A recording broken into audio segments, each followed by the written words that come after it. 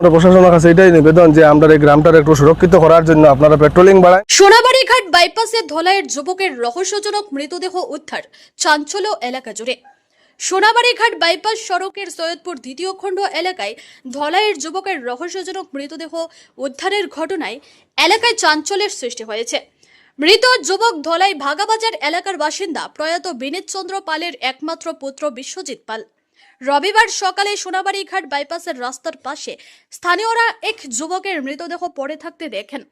খবর পেয়ে ঘটনাস্থলে পৌঁছায় পুলিশ। তদন্তে বিশ্বজিতের মরদেহ শনাক্ত হয়। পরে ম্যাজিস্ট্রেটের উপস্থিতিতে ফরেনসিক দল এসে তদন্ত করে। খবর পেয়ে ছুটে আসেন বিশ্বজিতের নিকটাত্মীয়রা। তদন্ত শেষে মৃতদেহ উদ্ধার করে ময়নাতদন্তের জন্য শিলচর মেডিকেল কলেজ ও হাসপাতালে পাঠানো হয়। মৃতদেহের পাশ থেকে বিশ্বজিতের বাইকও উদ্ধার করা হয়। এদিকে বিশ্বজিতের এক নিকটাত্মীয় জানান, 32 বছর বয়সী বিশ্বজিৎ কর্মসূত্রে তামিলনাড়ুতে থাকত। শনিবার স্বাধীনতা দিবসের দিন সকালে শিলচরে আসে। শিলচরে বোনের বাড়িতে দিনভর থেকে বিকেলে ভাগাবাজারে নিজের বাড়িতে যায়। আজ সকালে ঘর থেকে বাইক নিয়ে বের হয়। আর কিছুক্ষণ পর খবর আসে তার মৃতদেহ উদ্ধারের। তিনি ঘটনার তদন্ত দাবি করে মৃত্যুর রহস্য উদ্ঘাটনের দাবি জানান। যদি তাকে হত্যা করা হয় তাহলে হত্যাকারীদের গ্রেফতারের দাবি জানান। ঘটনাকে ঘিরে এলাকায় ব্যাপক চাঞ্চল্যের সৃষ্টি হয়েছে। যুবকের মৃত্যু স্বাভাবিকভাবে হয়েছে নাকি এর পেছনে অন্য কোনো রহস্য রয়েছে তা খতিয়ে দেখতে তদন্ত শুরু করেছে পুলিশ। আমার কাকাতো ভাই বিশ্বদীপ পাল, বাবার নাম হলো বিনীতচন্দ্র পাল। বাইরে তামিলনাড়ুতে আসলে এখানে ব্যবসা করতো। কালকে সকালে 15 তারিখ আইসে বাসা দেওয়ার পরে সেখানে খাওয়া দাওয়া করার পরে ভাগাবাজে আইসে জন্মদার জায়গা এখানে আইয়া সবার লাগে যোগাযোগ করিয়া বিকালে আবার শিলচর ঘুরে গেছে। সকালে আজকে শুনি ঘর থেকে আওয়ার পরে এখানে শুনি যে সোনাবাড়ি বাইপাসে এখানেও এইরকম মারা গেছে। ওই আমরা তাড়াতাড়ি আইছি।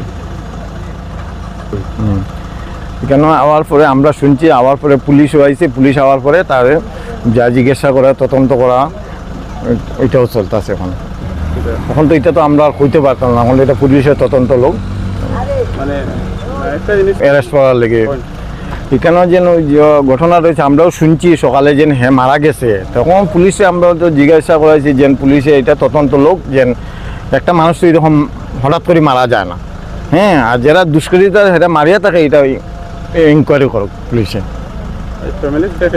ফ্যামিলি তো মা আছে, বোন আছে, আর বাগনি আছে, আর বোনে জামাই।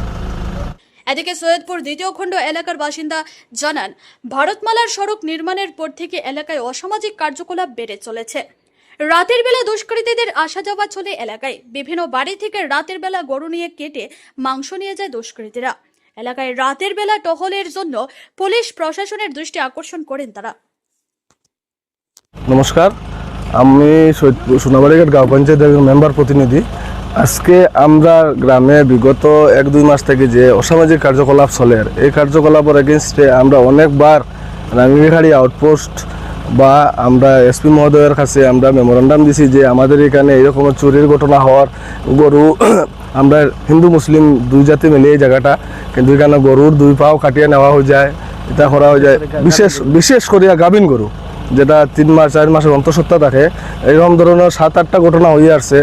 আমরা রাঙ্গিরখাড়ির আউটপোস্টে বারবার অবগত করানোর পরেও আমরা কোনো কিছু রেজাল্ট পাইয়ার না, যে চোরগুলা ধরা যান না। আজকে দেখুন আমাদের গ্রামে একটা বডি পাওয়া গেছে। এরকম যদি কার্যকলাপ হয় আমরা প্রশাসনের উপরে এটাই করতে চাই যে প্রশাসনে কী করে। আমরা বারবার যে সময় আমরা এই জিপি প্রতিনিধি হলে গিয়ে দিই, গ্রামের মানুষে গিয়ে কমপ্লেন করি, কিন্তু তারা আয় না। পেট্রোলিংও একবার আয়, রাত্রে একবার আইয়া জায়গায় সাইরন বাজায় আইলে তো চুর কোনোদিনও ধরা দিত না। এই কারণে আজকে আমরা চ্যানেলের মাধ্যমে কইতাম চাইলাম যে আমরা প্রশাসনরে যে আমরা একটু সেফ দিন, কারণ আমরা এদিকে এখন ভারতমালা হয়ে গেছে, বড় রাস্তা হয়ে গেছে, গাড়ি ঘোড়া, ড্রাগস, পেডেলার, নানান অসামাজিক যারা ব্যবসায়ী সকল এইদিকেই চলাফেরা করে।